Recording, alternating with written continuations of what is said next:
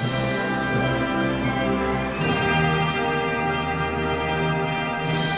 afternoon, friends, and welcome back to the podcast. This is your JRPG Report, episode 150. That's one of those nice even numbers, and it's as I look back and think about it, it's just a number that I honestly didn't think was going to be possible, but I am happy to be here and joining you to talk about our favorite little niche genre of JRPGs. We've got a fun show for you guys today.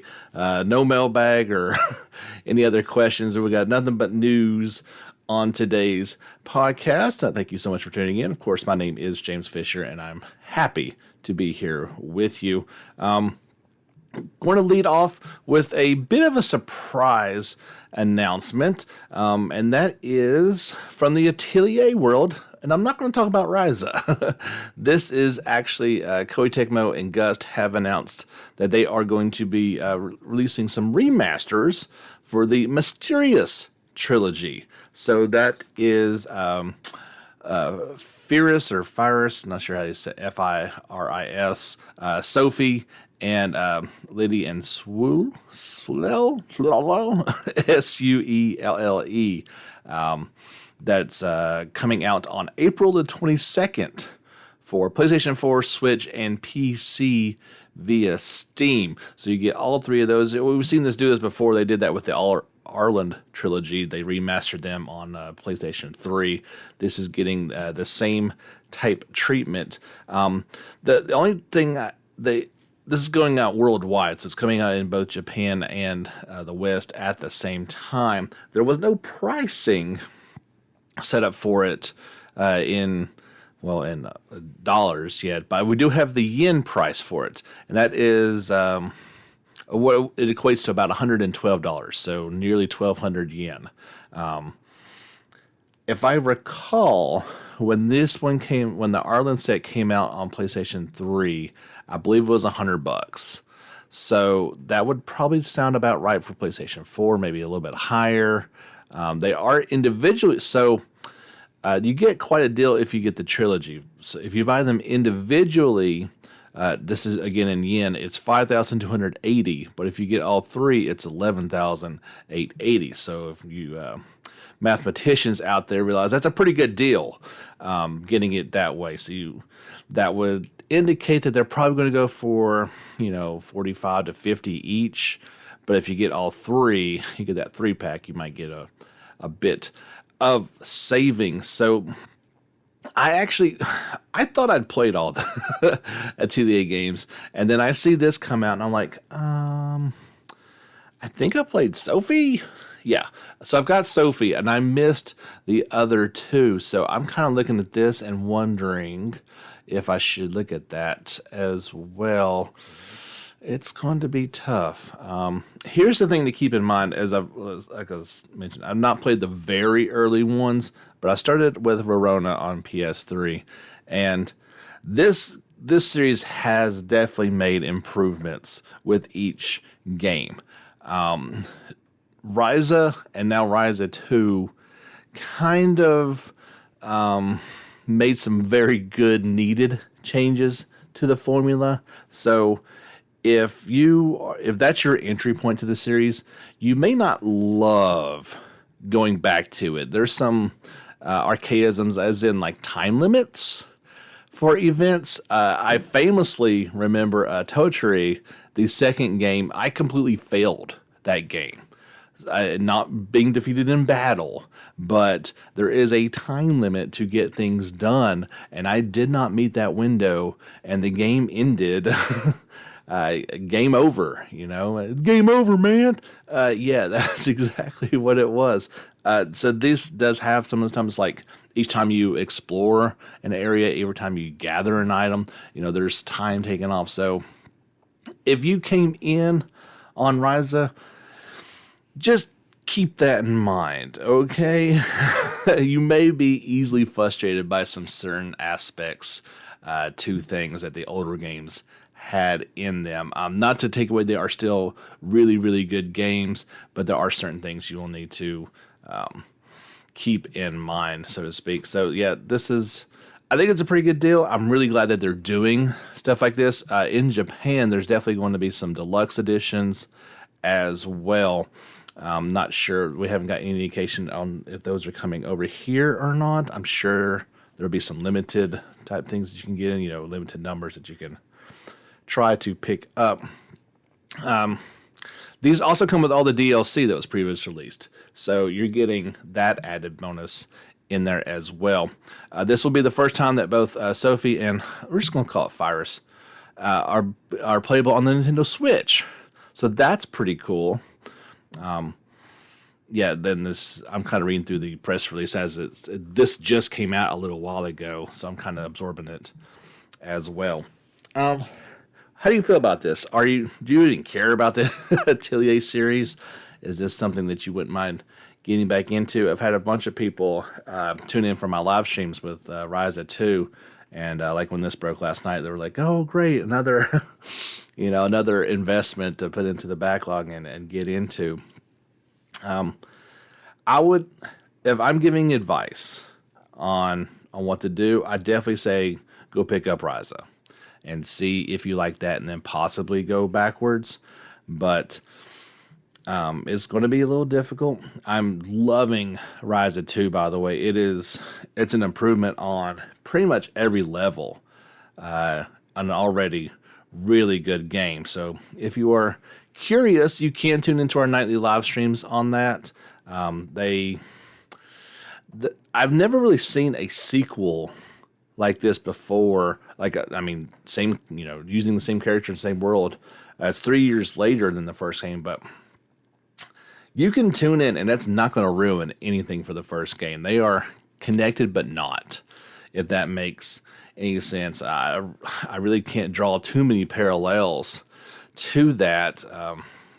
Maybe like 10 and 10-2, but you wouldn't really understand a whole lot, but you could still play it and get satisfaction out of the game.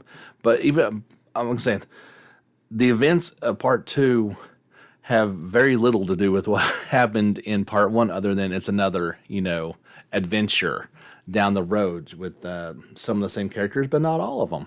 So if you're curious, definitely check it out. We'd love to have you on there and see if it's something that you would like to get into. I've had a couple people ask me if it's any good. They pop in for live stream, ask me if it's any good. I'm like, it is, but you should definitely go get the first one because it's cheaper. I would think you could find it cheaper than this one, and see if this is what you want to get into. I would still recommend playing the first one. You're going to get more out of it, as you would with any sequel. But yeah, it's good to see this series and getting the old re-release treatment as Ryza continues to do well, and I'm sure they're gearing up for for a third one. There's a whole new website that was dedicated to this special edition, so I've linked all that stuff over on our Facebook and Twitter channels. There's a video, of course, that goes along with it, showing the games in action, so you can check and see if this is something that would be up your tree or not. So as we move closer to its February 26th release, there's been some more information pop up about Bravely Default 2.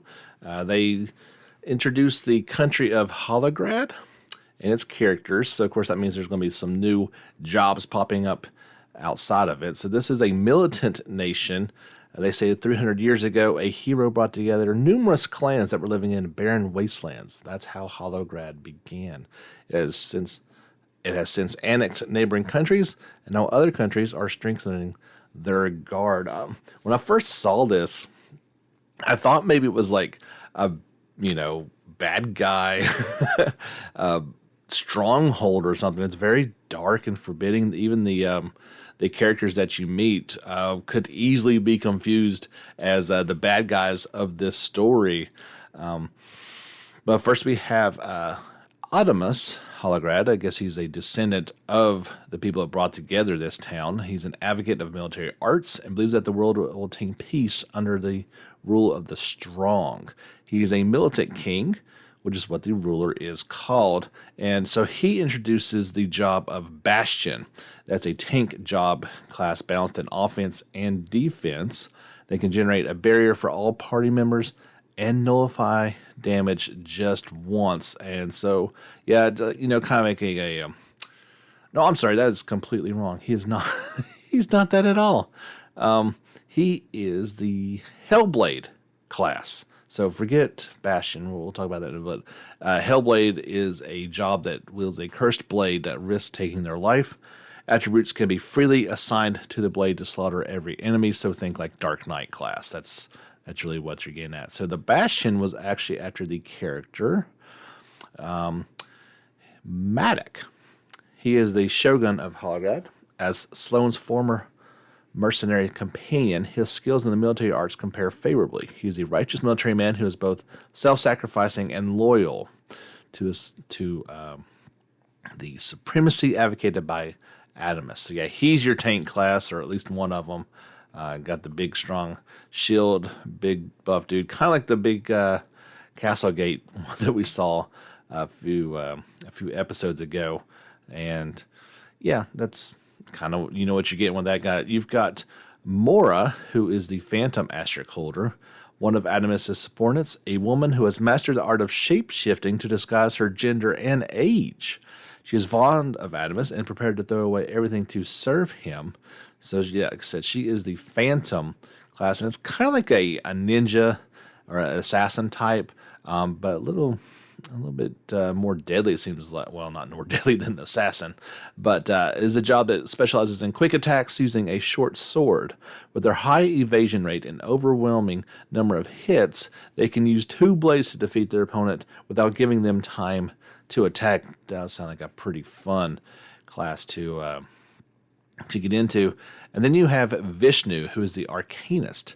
He is one of Adamus' subordinates, a mage who claims to have mastered the art of death magic. He once lost a battle against Elwis's teacher, Emma, and has held a grudge ever since. A very cool-looking class. He's got these like goggles and weird-looking top hat along with his staff. So the Arcanist is a job that specializes in powerful magic that hits all enemies.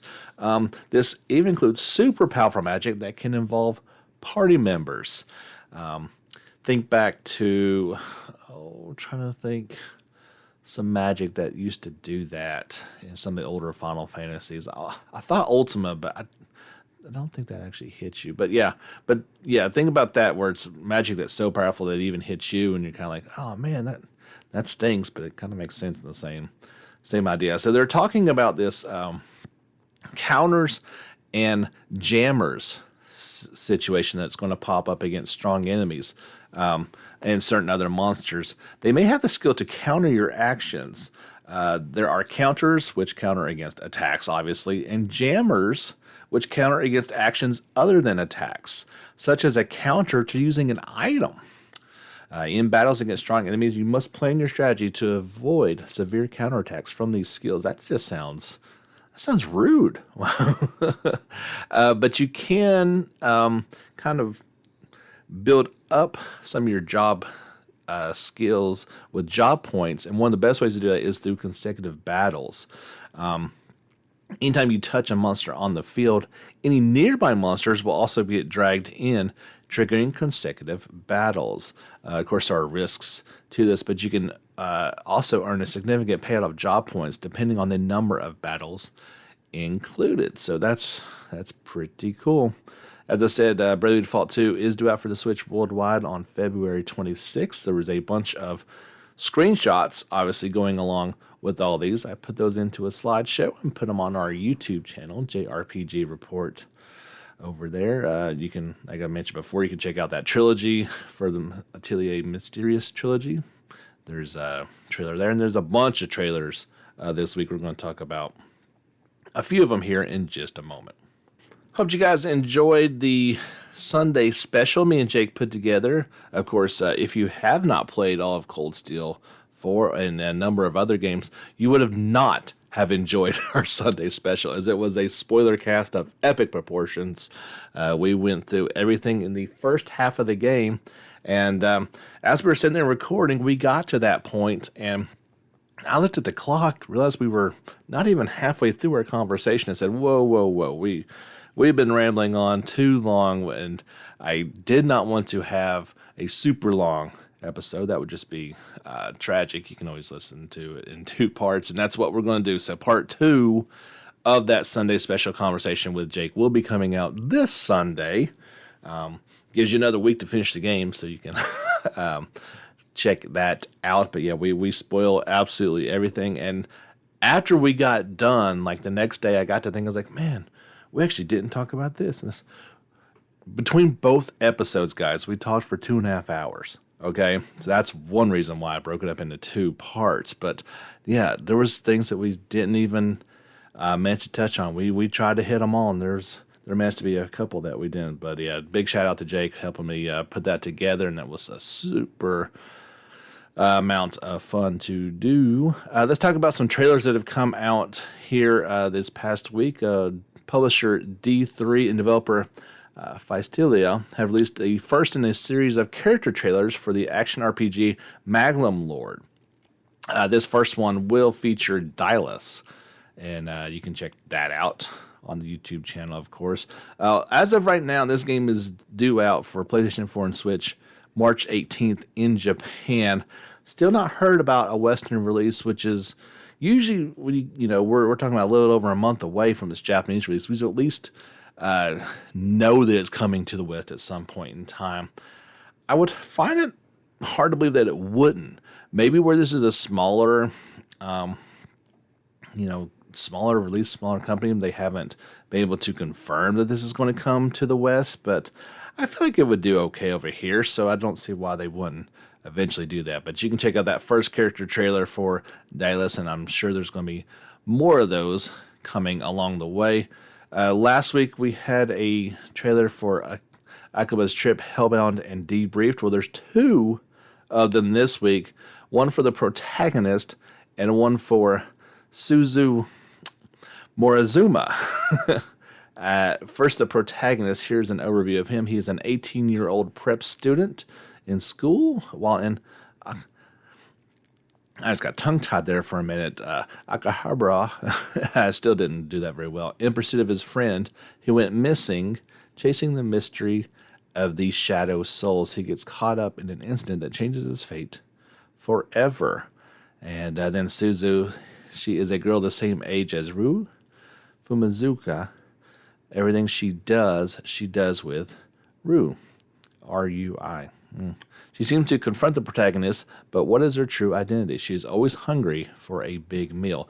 You'll need to know your Japanese for these trailers, as they are in Japanese, or maybe YouTube can translate it for you. Akaba's Trip, Hellbound, and Debriefed is due out for PS4 and Switch May 20th in Japan. A Western release via Xseed Games is planned sometime in 2021. There is a trailer for the special edition. They're calling this the Premium Box Limited Edition in Japan for Rune Factory 5. Publisher Marvelous and developer Hakama have announced. This thing's going to go for a pretty penny, about $100, I do believe is the translation on this. This is for the Switch version. You get the special box visual book, a memorial soundtrack selection, and Rune Factory 4 Bachelorette/Bachelor costume set DLC. So if you're interested in this special edition, I've got that trailer on our YouTube channel. And no word if this version is going to come out in the West or not. I'd imagine there will be a Western version of this. It'll probably be in limited numbers, but that seems to be what they usually do with these things. Rune Factory 5 is due out for the Switch on May 20th in Japan and sometime in 2021 over here. This week's big release was Ys 9 Monstrum Nox. I'm sure some of you guys are playing that right now and hopefully enjoying it, as it came out a couple days ago. And what major JRPG would be complete without the Western release trailer? So that came out a couple days ago. You can check it out if you're on the fence about the game. Check out the trailer and check out the demo on the PSN store and see if this game is right up your alley or not. Our friends over in Europe will get this one tomorrow, February 5th, and in Oceania it'll be out on February the 12th. That's for PlayStation 4 now. Switch and PC owners, you are having to wait until this summer for this game. That's a long, long time. By the time this game comes out in the summer, it's going to be close to a year and 3/4, so almost 2 years to wait. That's a long time to wait for for a Ys game, and that stinks. But I know people are enjoying this one, and that's not all we have in Ys news. Kind of oddly, this one is only in Japan at the moment, but there is a mobile version of Ys 6, the Arc of Nephinism. Nephinism? I don't even know. Jordan said this for me one time, and I forgot how he said it. Anyway, so this is officially titled Ys 6 Online, and will launch in this spring in Japan as a free-to-play title with in-app purchases. Publisher Restar Games announced. If you recall back at Tokyo Game Show, there was a mobile version of Ys 8 also announced. I don't think that game has come out yet, so Ys is jumping on the mobile platform full bore, and yeah, it's going to be a everything's going to mobile. The game first came out back in 2003 in Japan, and in the West in 2005. So quite a long time afterwards. So this will probably be a brand new version of it, a smartphone version. No word yet if this is coming over to the West or not. There were some really nice images that came out for it, but no other media yet. So we're not sure how this thing actually looks and plays in action. And I know it's something that you're probably not wanting to hear, but yeah, these games are going to get mobile versions. It just kind of stinks.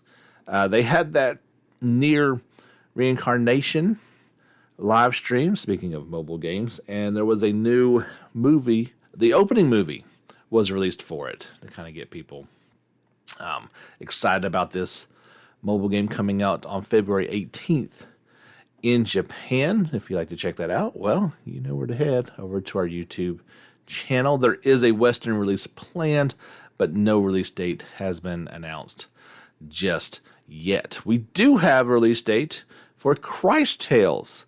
Well, sort of. Remember, this one got pushed back. It was supposed to come out, November was the last time I think it got pushed. I think it was like September, and then it got pushed to November. Well, now it is saying July. They're not going to put a number on it just yet, that's a pretty far ways away to put an actual number on it. But they're saying this one will come out in July for $39.99. Publisher Modus Games and developers Dream Unincorporated and SYCK announced. Now, this game is coming out for literally every system. So, PS5, PS4, Xbox Series, Xbox One, Switch, PC via Steam, Epic Game Store, Stadia, and I always get confused when I say GOG. What does that mean? What is GOG? What platform is that? GOG.com? Okay, well, it's available on that, whatever that means. Is that another version of Steam? What is that? Somebody tell me. It is literally, if you've got something that plays video games other than your phone, you can play this game, and it does look pretty cool. So, in addition to that release date, there was a new overview trailer that came out for it. Remember, you can play the demo for this at any point in time to check it out for yourself. And I'm really looking forward to this epic love letter to classic JRPGs, an amazing art style, the really cool past, present, and future gameplay aspect to it. And I really feel like July is a great release date for it. I was looking forward to it coming out last year in November, right? But I also knew that was a terrible time for that game to come out. It would have gotten completely lost. And you release a game at that point in time around Christmas, yeah, you might get some additional sales. You also may get completely buried in the Christmas madness. And there was already a bunch of stuff coming out then.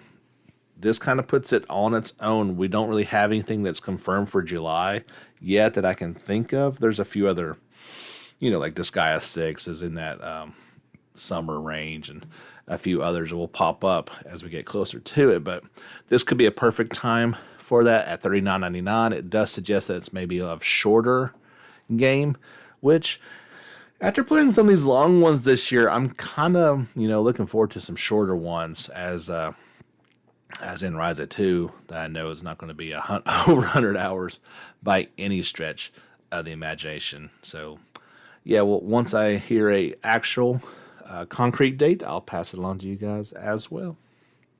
Going on right now is the Steam Game Festival from February 3rd until the 9th, and you can check out a bunch of different games during this. One of them that popped up that you may be kind of interested in, there's a demo for it, is, I'm not sure how to say this, so I'm going to give it my best chance. Shashibato, President, It's Time for Battle, Muju Wars. That's a handful. This is a turn-based roguelite fantasy strategy RPG that's supposed to be coming out this spring for PC only at this point. So that's kind of, that's a little bit different. This is an all-new Japanese strategy RPG based off of, I believe that's an anime of the same name.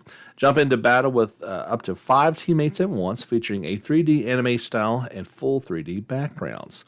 As the president of a modern-day adventuring company, hire and train new warriors to send out and conquer dungeons in a unique and innovative character development system.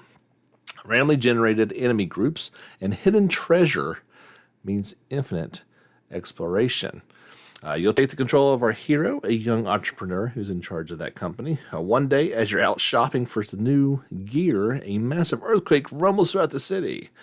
Upon setting outside, you notice that where your company office once stood, a mysterious portal has appeared.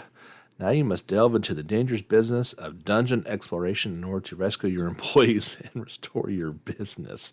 It does feature, this strategy RPG does have turn-based battles. Take control of up to 5 units against fierce enemies. Sounds pretty interesting. The visuals aren't like top notch, but they're also not bad. I thought there was a price point on this that was pretty cheap. Maybe I can't seem to find that at the moment, but I think this was a budget priced title as well. You can check out, there's not only a introduction trailer, but there's also like a battle trailer. I've got both of those over on our YouTube channel if you want to check it out. It looks interesting. Like I said, for some reason I thought I saw it was going to be like $5.99. That may not be fair to quote that price if that's not what it is. But yeah, you can head over to Steam and download that right now and just see. I mean, who knows? Maybe it's something that you didn't even know you was waiting on, and you actually are. I think it does kind of resemble like a mobile type, but I think it's a lot better than that. And obviously, it's got Steam and PC power behind it, so it can't be too awful. Coming up on March 7th is going to be the Grand Blue Fantasy 7th Anniversary Special live stream. There'll be news, giveaways, and much more. Just kind of putting the placeholder out there just in case. There's further details will be announced at a later date, but I'll at least keep my finger on this one and see if any relink news pops up. This is definitely more for the I believe the mobile anniversary, but you never know. Sometimes those things do come out and you just don't even know it. Last week in Japan, Disgaea 6 Defiance of Destiny came out, and it was the highest selling new release of the week. It sold a total of just under 40,000 copies. Doesn't sound like a lot, right? That sounds pretty low. So if you go back and look at Disgaea 5's opening week, now it was just on PlayStation 4 in 2015, but it only sold 22,525. So just by those numbers, it does appear that sales were up. However, like if you look at its Switch sales alone at 23.5, it's still below how many copies of Animal Crossing were sold. It's number 4 on the week Animal Crossing it refuses to go away. I actually saw the other day that it's soon going to be the best selling Switch title. That's really amazing considering all the other titles that are available for that game. The Final Fantasy 14 patch 5.45 is I believe, is that live now? What's the date on this? Yeah, it went out a couple days ago, February 2nd. So you can check that out now if you're a Final Fantasy 14 player. There was some a new hairstyle mount and emotes, new furniture items, new quests, of course, and what was it? New content for blue mages. So there you go. Yeah, a new hairstyle. That seems like okay, cool, whatever. If you are a Xbox Game Pass subscriber, is that the proper term for it? We talked a little bit ago about all the Final Fantasy titles that were already on there. One of the ones that was not is Final Fantasy 12: The Zodiac Age. Well, let's see what day it's coming out. It's coming out on February the 11th. So just in time, in perhaps in honor of Dalton's playing of Final Fantasy 12: The Zodiac Age over on his Steam Machine podcast, Xbox said, "Hey, let's get this thing out there." Now he's playing on the PC, and he has informed me of how wonderful that thing is running at 4K and max, all those PC fun settings that you can really make it look fantastic. I thought it looked really great on my PlayStation 4. I can only imagine how wonderful it looks at that high resolution and frame rate going on. But yeah, you can check that out on the 11th on your Xbox Game Pass. Wonderful. I enjoyed the game quite a bit when it first came out on PS2. Zodiac Age is a superior version of that game, plus the added visuals. You really... you can't go wrong with that one, but definitely go check out. I think Dalton's new episode will come out this next week. I don't know when. I think he records Sunday, so maybe next week. Just go out there and subscribe to it, and it'll automatically download into your onto your player, and you can check that out next week, I believe. Two final things to mention to you guys. This is another one that Dalton will be happy to hear it. Compile Heart has teased a new Neptunia game reveal sometime in the spring. And I know what you're thinking. Compile Heart is always working on a new Neptunia title, whether it's an old one or an offshoot. Or you are correct. Don't get me wrong. But in the spring, they will be revealing another title. I would have to assume it's going to be PlayStation 5. They are looking to move to that new platform. There was a really cute and fun little video that they did for it where one of their little mascots was in a video meeting or something like that. And yeah, they kind of just teased the whole information. I think I shared the story on our YouTube or on our Facebook and Twitter channels. So if you want to link onto that and check out their video, you can do that. And as soon as I hear what that title is this spring, of course, I will bring it to you. This wasn't big news. It was barely covered. The fine folks over at Cineconia picked it up, and this was at the Computer Entertainment Developers Conference. They held an interview with Final Fantasy VII Remake co-director Hamaguchi and producer Katase. And they kind of talked about how the whole thing started, but they also talked a little bit about the sequel. And I mean, we've talked enough about Remake. I don't want to really get into that too much. But as far as the sequel goes, he revealed there was a interesting change among the Eternal team. Although the staff on Remake were fans of the original game, the team on the sequel enjoyed the remake and wanted to be part of the upcoming title specifically. Hamaguchi also elaborated that his goal on the sequel is to allow players to experience what the world outside of Midgar feels like. Katase also said that the upcoming title will surprise players in the same subversive way. Yeah, well, we were already pretty pretty surprised with the way Remake Part 1 went. So the door's wide open onto how this one is going to play out. I still don't think we're getting this one. I mean, it's certainly not coming out this year. There's been no indication whatsoever that it's coming this year. I think we'd be lucky to see it next year, especially with the move to new hardware. You know this thing's going to come out on PlayStation 5. There may be a PS4 version of it, but we're quite a ways away, but we'll wait and see. Speaking of Final Fantasy VII, we had part 2 of our retro stream on Tuesday. If you'd like to be a part of that, where do we get to? Oh, we're about to, we're escaping the sewers, and we're into the train graveyard for part 3. That'll be tomorrow, Friday, February 5th, and we start around noon Eastern Standard Time. So you do the math. If you need to wake up a bit early, that's fine. But we have a lot of fun on those as I break the I break the mic out for our daytime retro streams and can chat and talk a little bit more fluidly as I play through this game.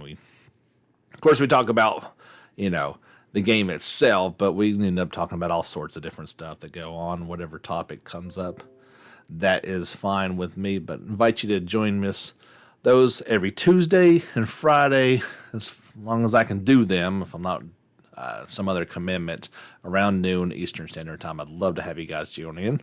And each night, we'd kind of do an old-fashioned stream where I'm playing through Atelier Rise at 2 right now.